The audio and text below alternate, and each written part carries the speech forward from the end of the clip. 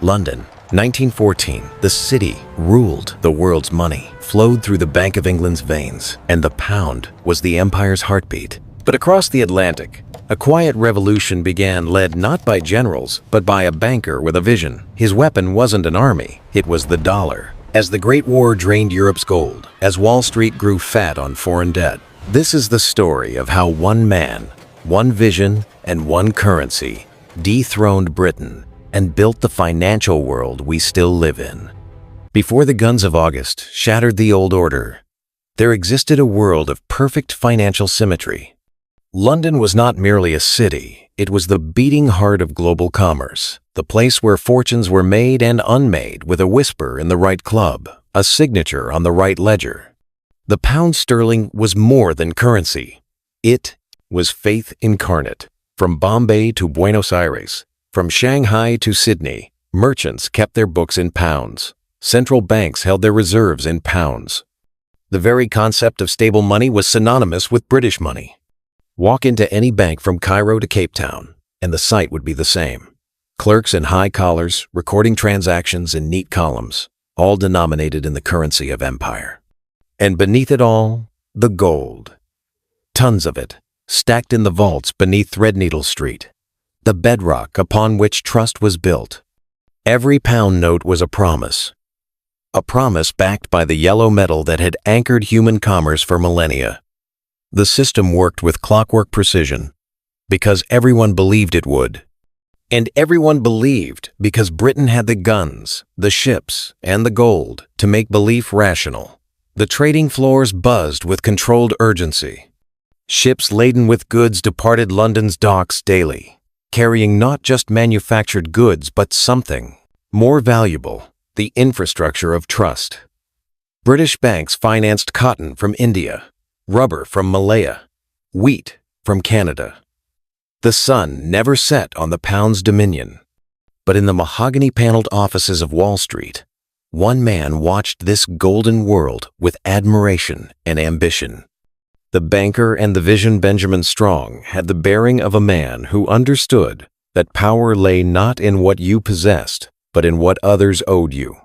Tall, impeccably dressed, with eyes that absorbed more than they revealed, Strong was a creature of the new American century, even as the world remained trapped in the old British one. He had risen through the ranks of J.P. Morgan's empire, that American institution that aspired to British refinement while harboring very American appetites. By 1914, Strong occupied a position that didn't yet have a name, but would soon define an era. Governor of the Federal Reserve Bank of New York. The Federal Reserve itself was barely a year old, created in 1913 after decades of financial chaos had convinced even the most stubborn Americans that they needed something like a central bank. But Strong saw what others didn't. The Fed wasn't just a mechanism to prevent panics. It was a weapon, a tool to reshape the financial order itself. Strong had spent time in London, had walked those trading floors, had dined with the governors of the Bank of England. He understood their system intimately, and he understood its fatal flaw. The future isn't in gold, he told his closest confidants. It's in credit. This was heresy. Gold was eternal, tangible, immune to the whims of politicians and the schemes of bankers. But Strong saw deeper. Gold was limited. Credit was infinite. Gold sat in vaults, dead and sterile. Credit multiplied, spread, infected every corner of the economy with possibility and risk. He who controlled credit could conjure money from nothing, or destroy it with equal ease. The British had built their empire on trade and gold. Strong would build his on debt and faith. There was an internal tension in the man, visible to those who knew him well. He genuinely admired British financial craftsmanship, their centuries of accumulated wisdom, their ability to maintain order across a quarter of the globe. Part of him wanted to preserve that order, to learn from it, to become its student. But ambition is a jealous master. And Strong could see what the British themselves couldn't. Their system was magnificent, but it was mortal. It depended on Britain remaining the world's workshop, the world's navy, the world's creditor. And all three of those pillars were beginning to crack. America had the resources, the industrial capacity, the geographical advantages. What it lacked was financial architecture. Strong would build that architecture. And when the moment came when crisis shattered the old certainties, his system would be ready. He just needed a catalyst. He just needed the world to tear itself apart. He didn't have to wait long. The shock of war. August 1914. The telegram machines chattered their apocalyptic news across the Atlantic. Europe had gone mad. Armies were mobilizing. Empires were at war. And in the marble halls of London's financial district, something unprecedented happened. Panic. For centuries, the city had weathered storms with aristocratic composure. But this was different. This was total war, industrial war, war that would consume wealth faster than any conflict in human history, and it would consume gold faster still. Britain needed to buy American wheat, American steel, American oil. France needed American guns and American cotton. Russia needed American machinery. The Allies' war effort would be built on American industry, and it would be paid for with gold. At first, the British tried to maintain the old order. They would borrow, certainly, but on their terms, at their rates, through their banks. But the scale of the war changed everything. Within months, flow of gold reversed itself. Ships that once carried British goods to America now returned laden with gold bars, transferred from the Bank of England's vaults to the vaults of New York banks. Strong watched this transformation with the careful attention of a chess master. He didn't cause it, the war did that, but he shaped it, guided it, ensured that the gold flowing to America would stay in America, and that the dollars flowing to Europe would come with strings attached. The mechanics were elegant in their simplicity. Allied governments needed dollars to buy American goods. American banks would lend them those dollars at interest, naturally, and with gold as collateral. Strong, through the Federal Reserve, ensured that these banks had unlimited capacity to lend. He effectively turned the Fed into a money-printing machine for Allied war purchases. But here was the crucial innovation. These loans were denominated in dollars, not pounds. For the first time, European governments were going into debt in American currency. The psychological shift was subtle but profound. The dollar was becoming not just a medium of exchange, but a store of value, a unit of account, a rival to the pound itself. By 1917, when America entered the war, the transformation was already underway. Britain owed American banks over $2 billion, more than 10% of U.S. GDP. France and Italy owed billions more.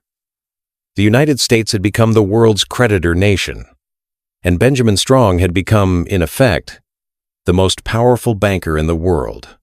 One evening in 1918, as the war ground toward its bloody conclusion, Strong stood at his office window, overlooking Wall Street. The street below was dark wartime blackout, but he could hear it humming with activity. Trading continued, loans were negotiated, gold was counted. He thought about London, where his counterparts were doing the same thing, but with a growing sense of desperation rather than opportunity. For the first time in centuries, the Bank of England was a net borrower. The unthinkable had occurred. For the first time in history, Strong murmured to himself, the City of London borrowed from Wall Street. The empire had changed hands. Most people just didn't know it yet. The Federal Reserve System that Benjamin Strong helped to shape between 1914 and 1920 was, on its surface, a quintessentially American compromise. It wasn't a single central bank like the Bank of England, but a network of regional reserve banks, theoretically representing different parts of the country.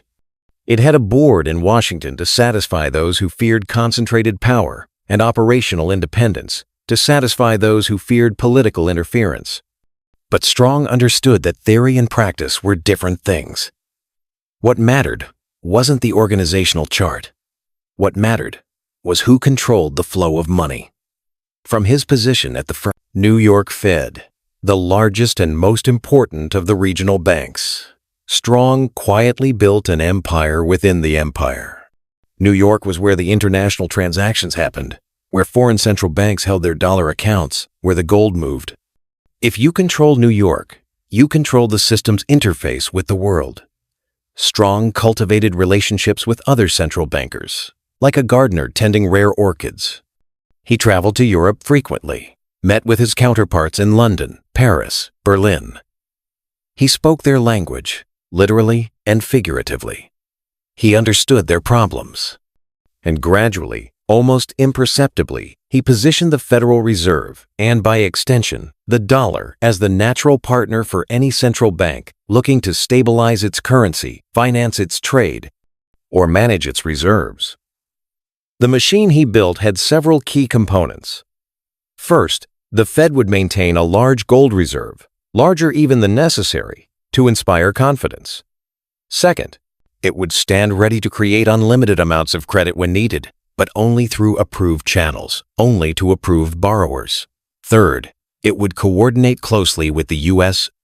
Treasury to ensure that government policy and monetary policy moved in lockstep. And fourth, perhaps most importantly, it would maintain the fiction that all this was technical, apolitical, a matter of sound banking principles rather than strategic ambition. He built a temple for the dollar, one contemporary journalist wrote, and called it the Fed. The architecture was brilliant because it was largely invisible. The Federal Reserve didn't conquer markets. It simply made itself indispensable to their functioning. It didn't demand that foreign banks hold dollars. It simply made holding dollars more profitable and convenient than the alternatives. It didn't destroy the pound. It simply offered a better option. By 1920, the machinery was in place. Now, it needed fuel.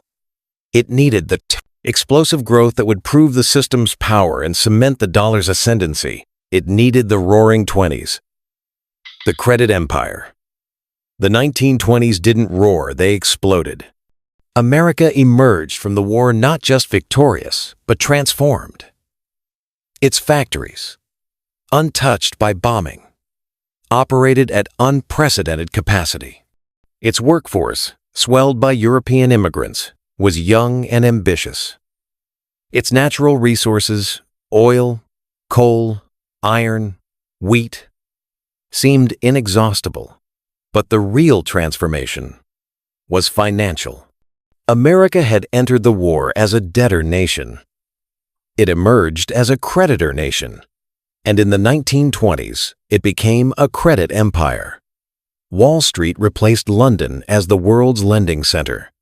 German municipalities issued bonds in New York to rebuild their cities. Latin American governments borrowed dollars to build railroads and ports. Even Britain itself took loans from American banks to stabilize the pound, a reversal so profound that older British bankers could barely speak of it. Strong and his allies at the Fed facilitated this explosion of dollar-denominated lending. They kept interest rates low, ensuring that American banks had cheap capital to lend abroad. They maintained a stable dollar-gold exchange rate, giving foreign borrowers confidence that their debts wouldn't suddenly spike due to currency fluctuations.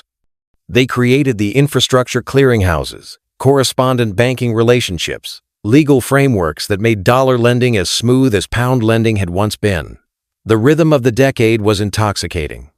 Exports surged. American cars, American appliances, American movies flooded global markets. And behind every transaction, facilitating every trade, was the dollar. Merchants in Buenos Aires quoted prices in dollars. Banks in Tokyo held dollar reserves. Even in London, an increasing share of international trade was financed in the upstart American currency. On the trading floors, the atmosphere was electric. Ticker tape machines clattered out stock prices that only went up. Brokers shouted themselves hoarse. Telephone lines to Europe hummed with deal-making. And beneath it all, the printing presses rolled, churning out dollar notes, dollar bonds, dollar-denominated promises that stretched around the world. Jazz played in the speakeasies. Flappers danced. Prosperity seemed permanent. But Strong knew better. He had seen Britain's golden age up close, had studied how empires rose and fell. He knew that the credit empire he was building rested on confidence, confidence that could evaporate faster than morning dew. By 1928, Strong was ill, dying from tuberculosis. But he continued working, continued managing the levers of monetary policy, continued trying to moderate the excess he had helped to unleash. He warned about overextended credit, about speculative mania, about foreign loans that would never be repaid. No one listened. The music was too loud. The party was too good. Strong died in October 1928, almost exactly 1 year before the world he had built came crashing down. Collapse and consequence. October 1929. The ticker tape machines that had chattered prosperity now screamed catastrophe. Fortunes evaporated in hours. Banks that had seemed eternal closed their doors. The credit empire that Strong had built revealed its dark side. Debt that multiplied on the way up also multiplied on the way down. The Great Depression was, at its core, a crisis of the credit system. All those dollar loans to Germany? Germany couldn't pay. All those investments in Latin America? Defaulted. All those interbank loans that kept money flowing? Frozen. The machine that had generated prosperity now generated devastation with equal efficiency. But here's what the conventional histories miss. The Depression didn't destroy the dollar system. It perfected it. As the crisis deepened, as banks failed by the thousands, as unemployment reached 25%, as breadlines stretched around city blocks through all of this, one institution grew stronger, the Federal Reserve, and by extension, the dollar itself. Britain tried to maintain the gold standard, that ancient commitment to keep the pound convertible to gold at a fixed rate. The effort drained their reserves, strangled their economy, and ultimately failed. In September 1931, Britain abandoned gold. The pound, that symbol of imperial permanence, became just another paper currency, its value determined by markets rather than metal. But America, after an initial wobble, doubled down. In 1933, newly elected President Franklin Roosevelt did something unprecedented. He confiscated gold. Americans were required to turn in their gold coins and bars to the government at the official rate. Hoarding gold became a crime.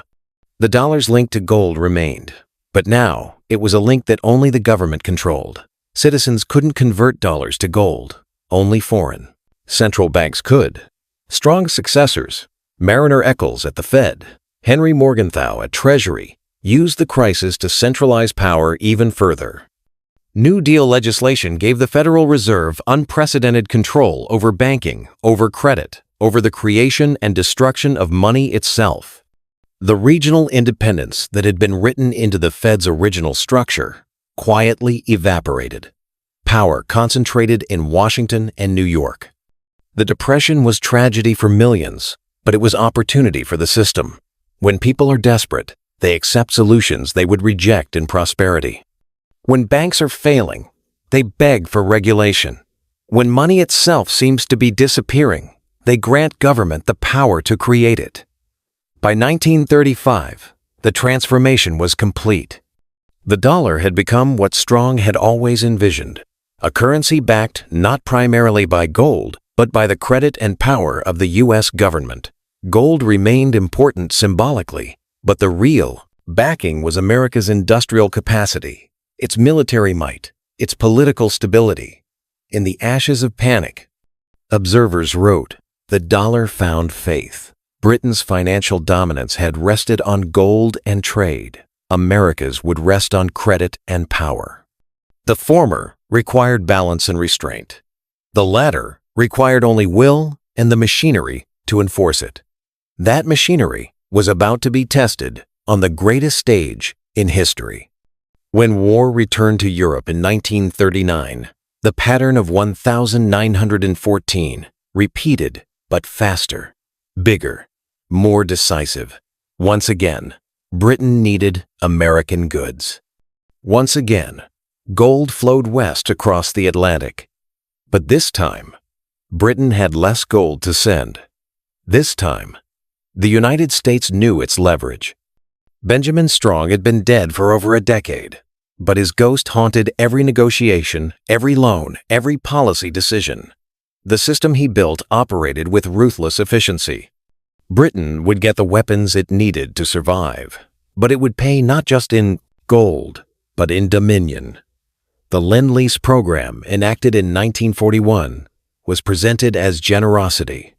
America lending Britain the tools to fight Hitler without demanding immediate payment. But the accountants knew better. Every tank, every plane, every can of Spam was recorded, tabulated, converted to dollar terms. Britain was going into debt to America, not in millions, but in tens of billions. And the terms were clear. After the war, the British Empire's system of trade preferences, those arrangements that had funneled wealth to London for centuries, would have to go. The world would trade freely, which meant trading in dollars, through American-dominated institutions. The transformation was symbolized by gold itself. At the start of the war, Fort Knox held perhaps $12 billion in gold bars. By war's end, it held over $20 billion, more than two-thirds of the world's monetary gold. The yellow metal that had underpinned British power for centuries now sat in a vault in Kentucky. Ships crossed the Atlantic carrying Sherman tanks and B-17 bombers. Ships returned carrying gold bars stamped with British hallmarks. The visual rhythm told the story. Goods went east, gold came west. Empire transferred in the hold of merchant vessels. The scale was unprecedented. American factories produced half the world's manufactured goods. American farms fed not just Americans, but Europeans and Asians.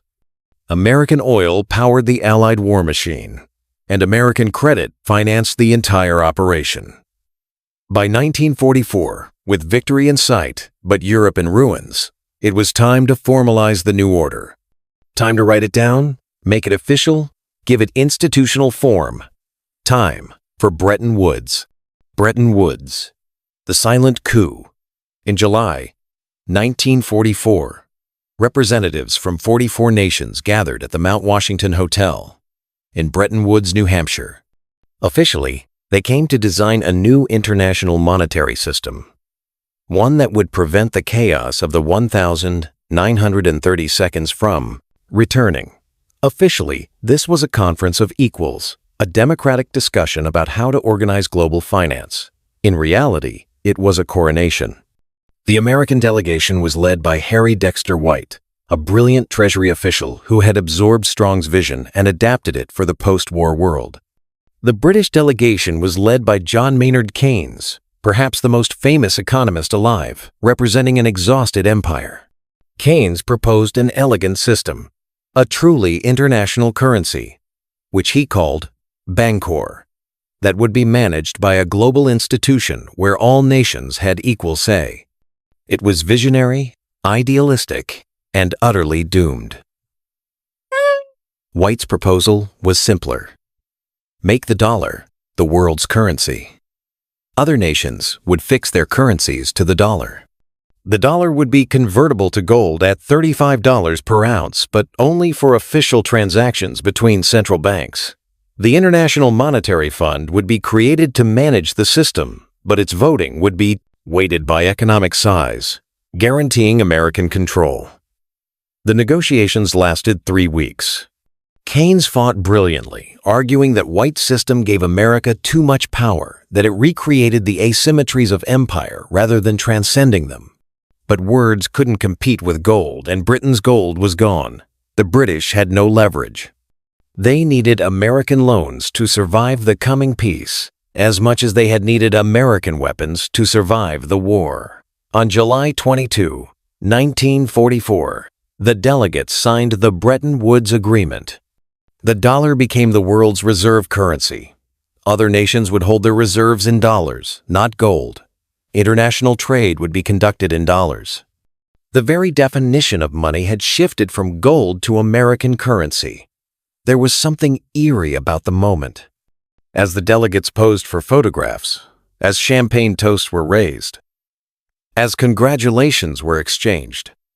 The participants understood they were witnessing a revolution, but one conducted in the language of technical cooperation rather than conquest.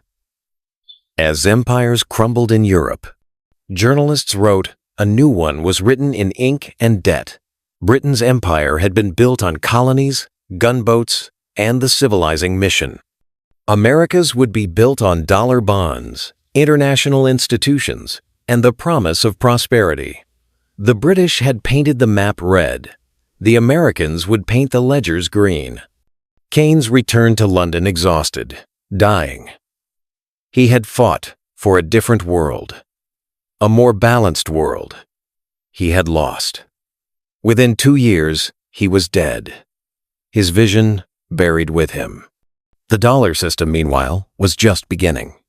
The post-war decades unfolded with a strange duality. On the surface, the Bretton Woods system maintained the ancient link between money and gold. The dollar was defined as 1/35 of an ounce of gold. Other currencies were defined in relation to the dollar. Gold remained, in theory, the ultimate arbiter of value. But, beneath the surface, something more profound was happening. The real economy ran on dollars, not gold. International trade was invoiced in dollars. Central banks held dollars as reserves. When Germany wanted to buy oil from Saudi Arabia, the transaction happened in dollars. When Japan financed its industrial expansion, it did so with dollar loans. Gold became increasingly abstract, an accounting fiction maintained for psychological comfort rather than practical necessity. The gold bars in Fort Knox and in the vaults of the Federal Reserve Bank of New York sat motionless, year after year. They represented billions in value, but generated nothing. They were totems, not tools. The real action was in credit. The United States ran persistent trade deficits, shipping more dollars abroad than it took in. Under a true gold standard, this would have been impossible. The gold would have flowed out, forcing adjustment. But under Bretton Woods, foreign central banks took those excess dollars and held them as reserves. They had no choice. There was no alternative currency with America's depth, stability, and liquidity. This was the system's dark magic. America could print money to buy foreign goods, and foreign countries would accept that money and hold it as savings. It was the exorbitant privilege that French officials would later complain about, the ability to finance your lifestyle by writing IOUs that no one ever redeems. The visual contrast was striking. Television cameras would occasionally show the gold vaults, row after row of gold bars, each worth thousands, sitting in fluorescent-lit chambers beneath Manhattan. The gold was tangible, weighty, eternal. But the real power was invisible. The credit lines that allowed Japan to rebuild its industry. The dollar loans that financed European reconstruction. The reserve holdings that made central banks dependent on American monetary policy. You couldn't film credit, couldn't hold it in your hand, but it was everywhere, connecting every economy to every other, with America at the center. Reflective voiceovers from the era captured the almost spiritual quality people attributed to the dollar. The dollar is more than money. One commentator intoned, "It is faith. Faith that America will remain stable, will remain open, will remain committed to the system it created." That faith would soon be tested. Nixon and the final break. By 1971, the contradictions had become unsustainable. The Vietnam War, the Great Society programs, the space race, all of these required massive government spending. The United States was printing dollars faster than its economy was growing. Foreign central banks, watching their dollar reserves pile up, began to doubt. France, under Charles de Gaulle, started converting its dollars to gold. Other countries, nervous, began to follow. The gold in Fort Knox started to flow out. The sacred $35 per ounce price, maintained since 1944, looked increasingly arbitrary. President Richard Nixon faced a choice. He could defend the dollar's gold link by raising interest rates, cutting government spending, causing a recession. Or he could do the unthinkable. On the 15th of August 1971, Nixon appeared on national television with an announcement. Claiming that speculators were attacking the dollar, he declared that the United States would temporarily suspend the conversion of dollars into gold.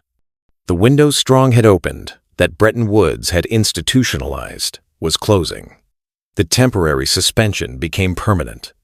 The last link between money and metal was cut. The announcement was presented as a crisis measure, a defensive move. But it was liberation. Freed from the gold constraint, the dollar became purely fiat, its value resting entirely on faith in the U.S. government and economy. There was no external check, no natural limit, no metal in a vault determining how many dollars could exist. The emotional reaction was mixed. Some saw it as betrayal, the final abandonment of sound money principles. Others saw it as inevitable, merely acknowledging a reality that had existed for years. But everyone understood it was a threshold moment, a point of no return. The music accompanying historical footage of this moment should be dissonant, prophetic brass instruments clashing with electronic tones, representing the collision of old and new monetary orders. In the years that followed, inflation surged, oil prices spiked, and the international monetary system seemed to teeter on the edge of chaos. But the dollar didn't collapse. It adapted. The system Strong had envisioned, a credit-based system dependent on faith rather than metal, proved more resilient than its critics imagined. Foreign governments complained about American privilege, about inflation exported through dollar printing. But they kept holding dollars. They kept trading in dollars. They kept denominating their debts in dollars. Because there was still no alternative. And everyone knew it. The modern fiat world had been born. Money was now whatever the United States said it was. And that remains true today. Stand in the middle of Manhattan's financial district today and look up. The buildings scrape the clouds, glass and steel monuments to accumulated capital. The trading floors are quieter now. Computers have replaced the shouting brokers, but the volume of transactions is incomprehensible. Trillions of dollars move through these systems every day, more money than existed in the entire world when Benjamin Strong began his career. The Federal Reserve, that institution Strong shaped in his image, has become the most powerful financial institution in human history. When the Fed speaks, markets around the world react instantly. When the Fed acts, raising or lowering interest rates, buying or selling bonds, the effects ripple through every economy on the planet. The system has survived crisis after crisis. The inflation of the 1,970 seconds. The Latin American debt crisis of the 1,980 seconds. The Asian financial crisis of the late 1,990 seconds. The 2008 collapse of the housing market and the banking system. Each time, observers predicted the dollar's demise. Each time, the dollar emerged stronger. Why? Because the system Strong built was never really about gold, or even about currency. It was about power, and specifically about making the world dependent on American financial infrastructure. Today, if you're a company in Taiwan that wants to sell electronics to a customer in Brazil, you likely invoice in dollars and clear the transaction through a New York bank. If you're a government trying to finance infrastructure, you issue dollar-denominated bonds. If you're a central bank building reserves, you hold dollars. The system is so deeply embedded that extracting yourself would be like trying to leave the internet. Consider the numbers. Roughly 60% of global foreign exchange reserves are held in dollars. About 40% of international fees. Debt is denominated in dollars. The dollar is used in nearly 90% of all foreign exchange transactions. These percentages have declined slightly from their peak, but they remain dominant, far exceeding America's share of global GDP. Every major commodity, oil, gold, wheat, copper, is priced in dollars. This means that even if you're a Chinese company buying Australian iron ore, you're implicitly participating in the dollar system. You have to think in dollar terms, hedge dollar risk, maintain dollar liquidity. The Federal Reserve has become, in effect, the central bank of the world. During the 2008 crisis, it opened swap lines with foreign central banks, providing them with unlimited dollars to prevent a global liquidity freeze. It did so again in 2020 during the COVID pandemic. In those moments, the fiction of independent monetary policy evaporated. Central banks from Tokyo to London to Sao Paulo lined up for dollar funding from the Fed. The ghost of Benjamin Strong hovers over all of this. His vision of a credit-based system centered on American institutions, operating through dollars rather than gold, extending American power through debt rather than empire, has been realized beyond his wildest imagination. But there is something haunting about the triumph. The system is powerful, yes, but it is also fragile in new ways. It depends on trust. Trust that America will remain stable, that the Fed will act responsibly, that the dollar will hold its value. That trust has been tested repeatedly. And increasingly, challengers are emerging. China is building alternative payment systems. European leaders periodically call for ending dollar dominance. Cryptocurrencies promise to bypass traditional banking altogether. None of these has seriously threatened dollar supremacy yet, but the conversation itself would have been unthinkable in earlier eras. The invisible empire faces a problem that all empires eventually face: the accumulated resentment of its subjects. Countries chafe at being subject to American sanctions enforced through the dollar system. They resent their vulnerability to Fed policy decisions made in Washington with little consideration for effects in Jakarta or Johannesburg. They recognize their dependence, and increasingly, they don't like it. But for now, and likely for years to come, they remain trapped, because Strong built something that transcended him.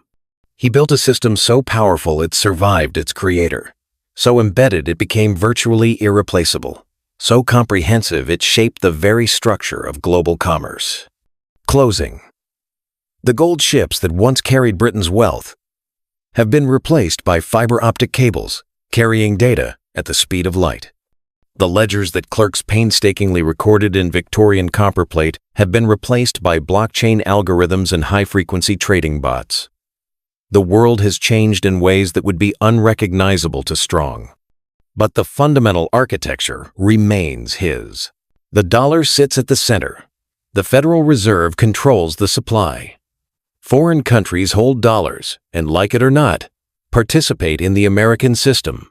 The credit empire endures. They laughed at the idea that America could rule the world without colonies. They mocked the notion that a country without an ancient banking tradition could overturn British financial supremacy.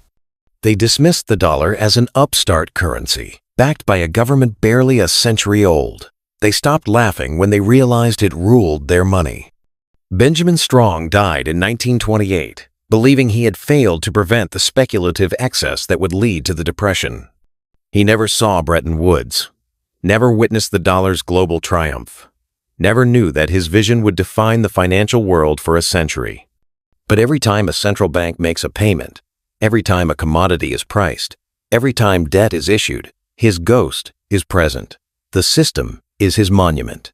And unlike the statues of generals and politicians that crowd public squares, this monument is invisible, omnipresent, and still very much alive. The dollar vision became reality. And that reality is the world we still inhabit. The beat of the dollar, tick, tick, tick, echoes through every market, every exchange, every transaction. It is the heartbeat of the modern world. And it shows no sign of stopping.